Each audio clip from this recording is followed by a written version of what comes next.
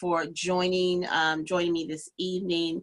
Again, my name is Maya Harris, and tonight we're going to be discussing the micro school movement. And just to kind of give you some background on, or just actually before we get into the background, just kind of give you an idea of what we're talking about tonight. We're going to talk about what a micro school actually is. It's a very new concept for most people.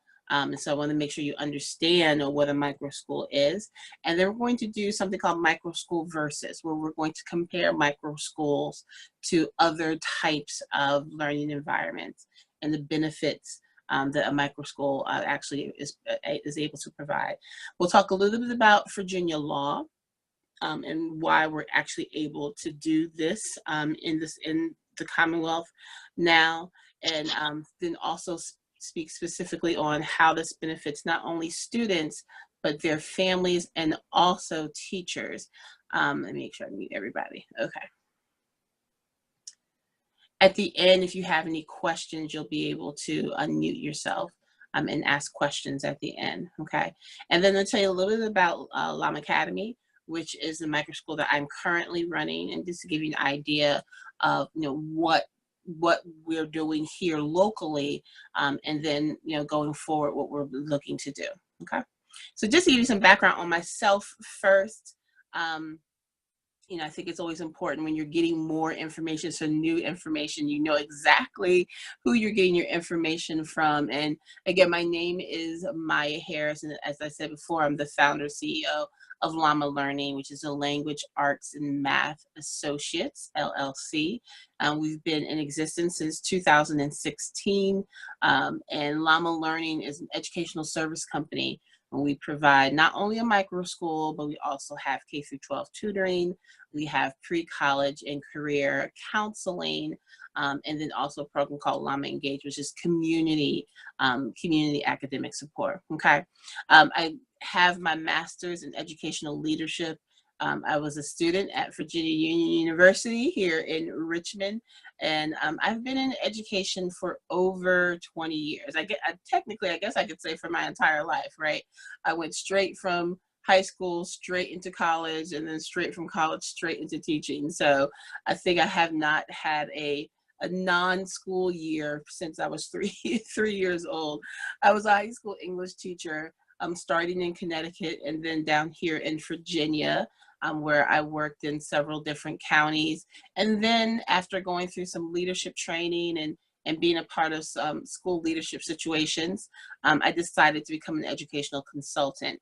And I was a consultant for about 5 years before deciding to venture out on my own as an edupreneur, which is just a fancy way of saying I'm an entrepreneur that focuses on education. I'm also an author, and I wrote a book a couple of years ago called What's Your Oil? Unmasking Your Hidden Talent. So I wanted to make sure you have an idea of who I am and why I'm so passionate about this micro school movement that is starting to pop up, not just here in Virginia, but across the United States and actually worldwide, and why it means so much to me that we are really able to grow it here in the Commonwealth. Just to get us started, this is one of my favorite quotes when we talk about education and the state of education that we are in now. And it's from Ken Robinson, and he says, "We have sold ourselves into a fast food model of education, and it's impoverishing our spirit and our energies as much as fast food is depleting our physical bodies." And if you think about how education has become a fast food model, what does that mean? And you have to look at what's happening in public education today, where everything is just, it's an assembly line and one size fits all.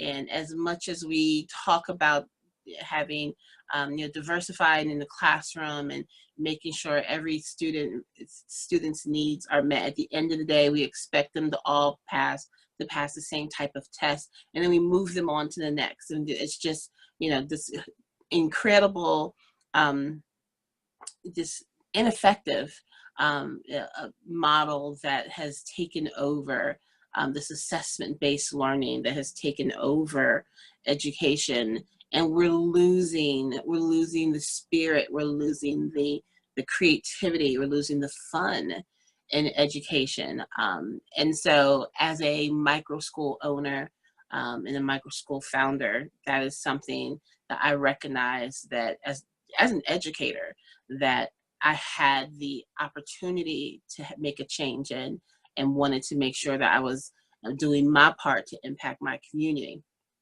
So let's go ahead and get into the information and give you an idea of like what in the world is a micro school. Let me first tell you that I had no idea what a micro school is 6 months ago. Okay. Although we have been running a micro school for 2 years, I did not realize that was what we were running when I created LAMAcademy. A year ago. Now we're finishing our second year. It really wasn't, my goal was, as a private teacher, to provide instruction to students. And in the state of Virginia, that's something that you're allowed to do. So I looked at it more as a community education, working with individuals in the community. And it was more so a homeschool feel than it was a private school feel. And so that's what we were going on the first, year and a half or so. And then this concept of the micro school was sent to me, and I started to research it. And I said, my goodness, that's exactly what we are doing in LAMAcademy. And I had an opportunity to meet some other individuals who have created micro schools in different parts of the country, or are working on creating micro schools in different parts of the country, and sharing with them what we're doing. They're like, wow, yeah, that's definitely a micro school. And the more I learned about it, the more excited I got about this movement. And so we compare a micro school to the old, one-room schoolhouse. I always, when I think of a one-room schoolhouse, I usually have a vision of Little House on the Prairie, if you remember that TV show, where the kids, in school, they all had the wooden desks, and the teacher was in the front, but it was all ages. The kids were, all the way from kindergarten until they were ready to graduate and move on to university, right? And so I always have that image of the Little House on the Prairie schoolhouse when I think of a one-room schoolhouse. And so it's a very similar concept. It's our modern take on the one-room schoolhouse, where you have multiple ages in the classroom, from kindergarten up until, whatever the school goes to. And it's the same feel of, kids coming together and learning together. And so if someone ever says to you, what in the world is a micro school? Tell them to think about the one-room schoolhouse back in the day, but a very modern version of it. Okay. And so let me give you an idea what what we're up against when it comes to the different types of learning environments that our kids are in. I'm specifically focusing on communities in this area. I'm in Richmond, Virginia. In the communities in this area, the types of schools that our students attend, the majority of our kids, of course, are in public schools. And so what are some of the things that are happening? And I have 4 bullet points here, but I could probably do it in, an entire 3-hour lecture on what's happening in the public school system. But we tend to have larger class sizes, especially if you're talking about urban settings, or settings where you have more minority students. We tend to have very large class sizes. The curriculum itself is set by the school boards and the state. And so teachers in most public school systems have very little say on exactly what they're teaching. They're given their textbooks, they're given their materials, they have a schedule that they have to follow. During the month of September, you're covering these particular elements. The month of October, you're covering these. The month of November. So it's very, very not necessarily scripted, but it's very prescribed as far as what teachers are allowed to teach and allowed to cover in their classrooms. And of course, we have the mandatory state testing, and that's not just in Virginia. That is across the country, where teachers are and students, families are having to take these mandatory state tests. And state tests are not brand new, right? I remember taking a state test as a kid, but it wasn't something that controlled the school year. And so now we have this mandatory state testing in every state that controls the curriculum. It controls the school day.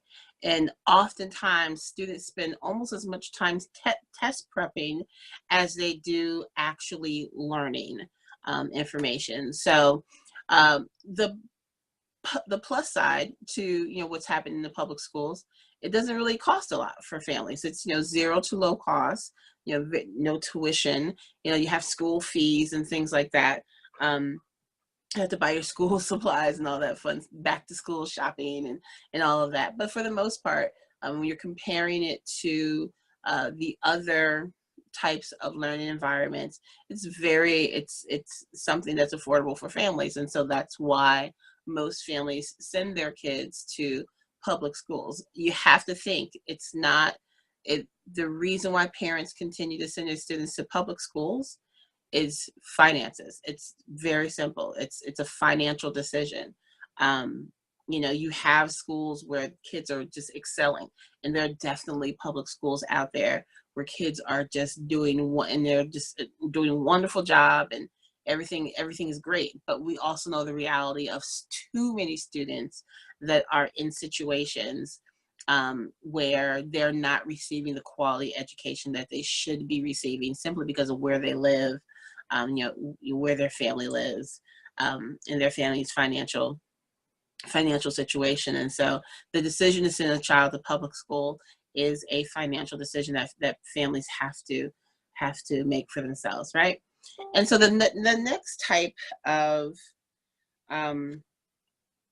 learning environment we have, of course, private schools, right? So when the parent decides to pull their students out of a public school, they'll go into a private school. The only thing I'm actually not covering are charter schools, because I would say charter schools are your hybrid between public schools and private schools. But your private school, we have the smaller class sizes, okay? The curriculum is set by individual schools, and so they're not controlled by the state. They don't have to cover certain standards. You know, they usually have their own standards that they cover.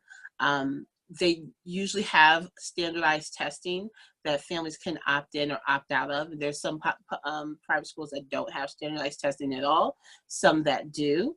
There's standardized testing that, you know, different schools can actually choose to participate in. And so it's you know, it definitely is more of an individualized approach to education. However, it tends to be very expensive. So mid to high cost for families. A private school education can be as much as sending your child to college. And so unfortunately, in your urban communities, you don't have the opportunity to send your kids to private school. If your families are you know, mid-class, middle class, or lower middle class, or you just don't have the same opportunities. You know, I think a lot of families would love to be able to send their kid to private school, but the finances, you know, a lot of people don't have $2,000 or $3,000 plus per month to send their child to a private school.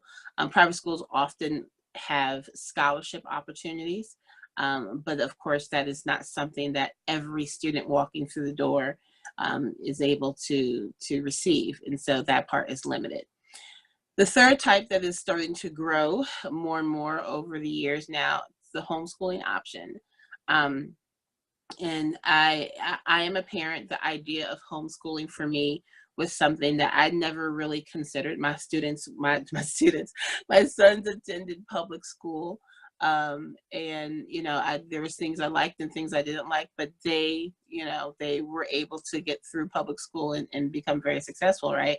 So homeschooling is an option a lot of parents were starting to get frustrated with the public school options, and the private school options are starting to turn to. They want to be able to control the information that their students are receiving, that their children are receiving. So it's in-home instruction. The families either set the curriculum, if you have the unschool movement that doesn't have a locked-in curriculum, and so there's a lot of different ways to approach curriculum in homeschool situations. Most states require parents to do some type of state reporting, whether it's through assessments, through portfolio assessments, through standardized testing, so that they can keep track with what their students doing. The standardized testing, like I said, is optional for homeschool families. A lot of them opt to go the portfolio route, which is something that's available in Virginia. And every state doesn't have that, but some states do, and Virginia included. But it's low cost. It doesn't have a huge financial impact on families because you are taking control of your child's education at your own home. The curriculums tend to be something that you can spend a couple of $1,000s on a curriculum, or you can spend $20 a month on some online curriculum. So it's something that's very affordable for most families. The downside to homeschools is somebody has to be there. A parent has to be at home to be able to provide that instruction. And that becomes a problem for, again, our community as well, because a lot of our parents are not able to stay home and provide that education for their students.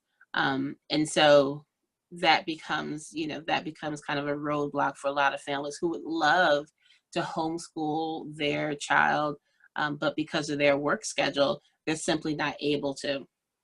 And so then comes in our micro schools, and how does micro schools compare to the public school, the private school, and the homeschool environment?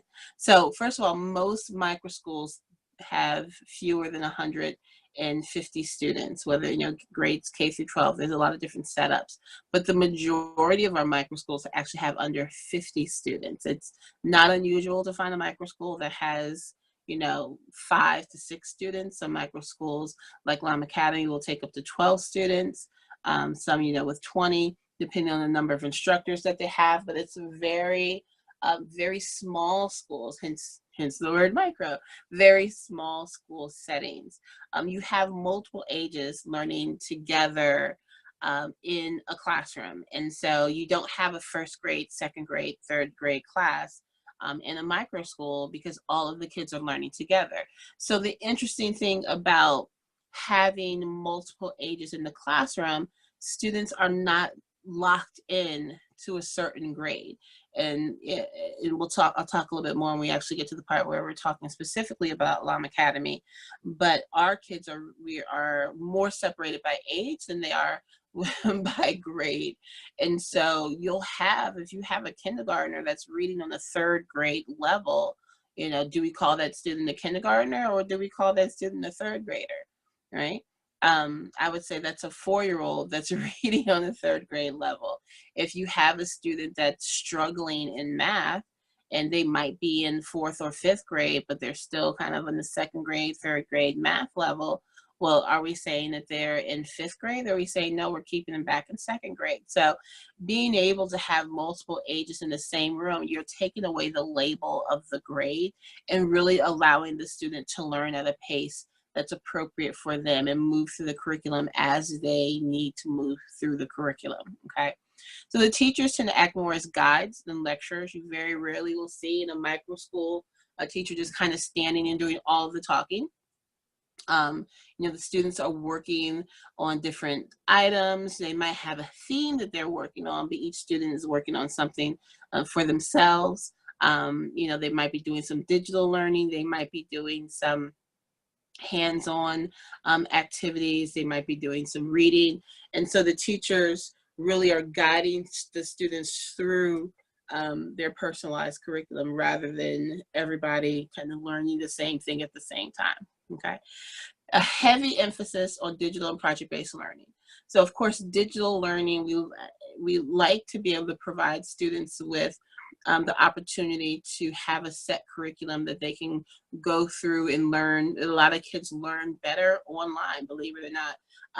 And so a lot of micro schools will use a mix of the digital learning curriculum and then individualized curriculums. But what I love about the digital learning is, again, you're not locked into a certain level because you're in first grade, so you can only do first grade. As students are learning and taking in the information and mastering the information, they just can continue moving through. And so it's not unusual to see a micro school student or even homeschool students, because they use the digital learning too, to graduate early because they've been able to move through and master the information at their own pace.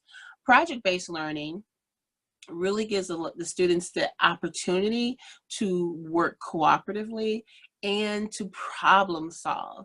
And so we're teaching students how to think on their own. We're not telling them what to think, we're showing them how to think. And project-based learning really allows us to give the students the opportunity to use their own knowledge base to solve problems. It's a really exciting approach to learning. Even some public schools and private schools have picked up on project-based learning as the primary modality for instruction. It's not that common, but it is something that a lot of schools are starting to pick up on, but it is heavily emphasized in a micro school environment. And then lastly, standardized testing is optional.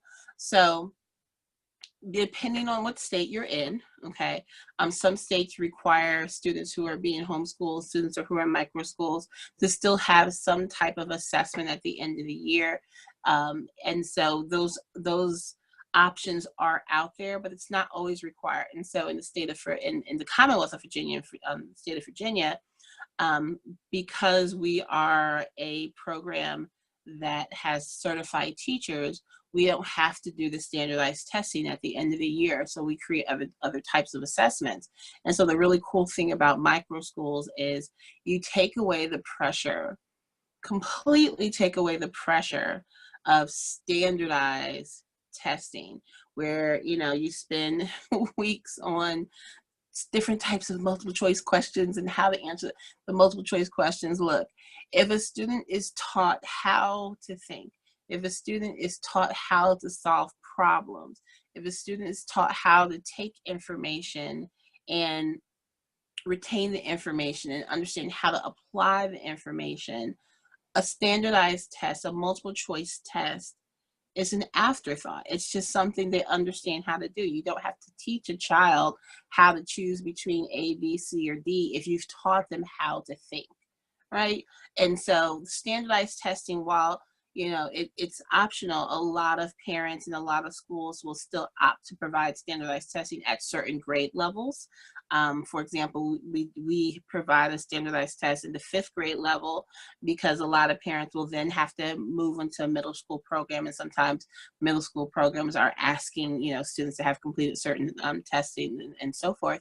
But they're ready for it. You know, by the time they get to the point where they're actually having to do a standardized test, you know, it's not something that's overwhelming. It takes away test anxiety, and the focus is learning, not how to master a standardized test. And so that's another part of the micro school movement that is just so powerful for students. So let me give you an idea of what this, and I'm not going to read the whole law, the whole law to you. But why we're allowed to do this in Virginia. I'm coming from a public school setting. I was a public school teacher for many, many, many years.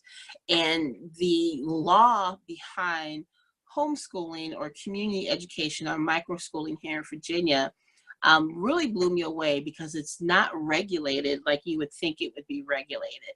So in Virginia, they don't necessarily recognize the term micro school. That is something, again, that is new, popping up, so it hasn't been written into law. But in Virginia, what we have is the approved tutor teacher provision. And basically this provision allows a parent to hire a certified teacher and provide instruction either at home or outside the home. So if you kind of look under the bullet points on the right here, the teachers have to have a valid teacher a Virginia certification in order for this to apply. Okay. And so when I started this program here in Richmond, I'm still a certified teacher. I still have a few more years under my belt for my certification. So it was very easy for me to go ahead and get started with it.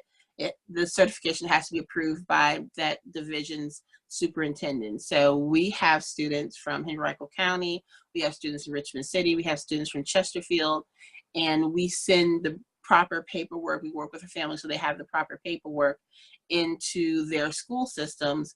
And it's something that's, the superintendent always allows. We have not had a school system fight us on this at all.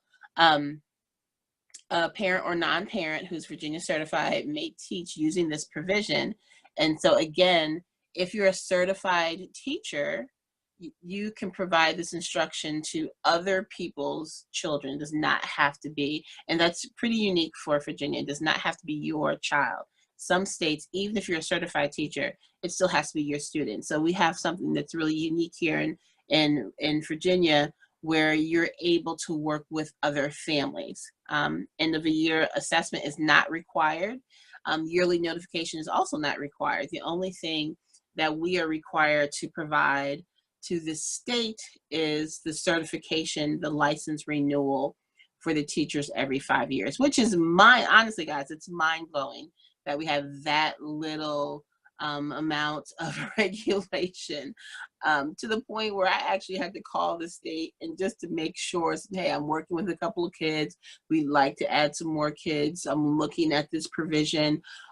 Are you sure that this is something we're allowed to do? And they're like, absolutely. So it's, the idea of the microschool is embedded in Virginia law. It's just not called microschools in Virginia law.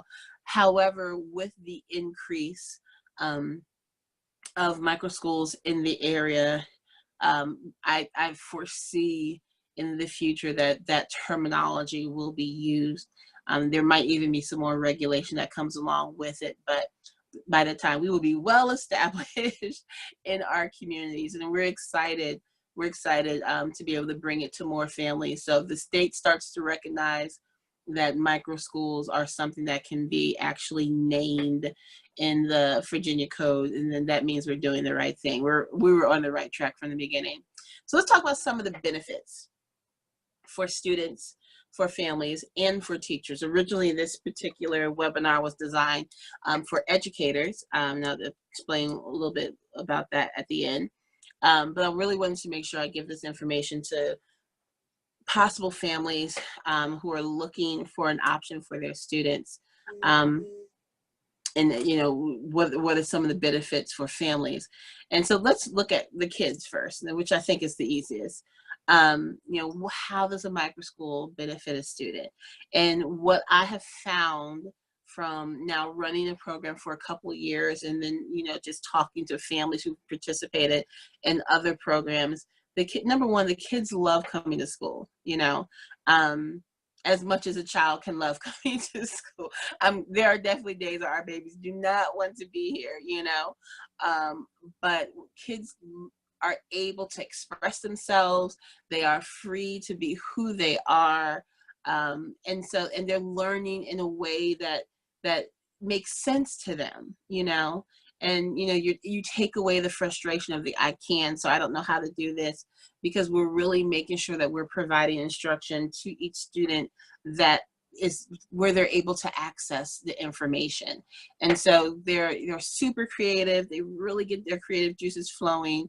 And we're excited. It's exciting to watch them access the info and say, wow, I get it, and then be able to apply it in other ways. It's absolutely exciting. So students really benefit from micro schools because they're actually able to learn not only the information that will eventually apply to what they want to do in their life, but they're able to learn at the pace that they need to learn without all of the anxiety that usually comes along with it. Okay. Now for families, how can this be something that's beneficial? Okay.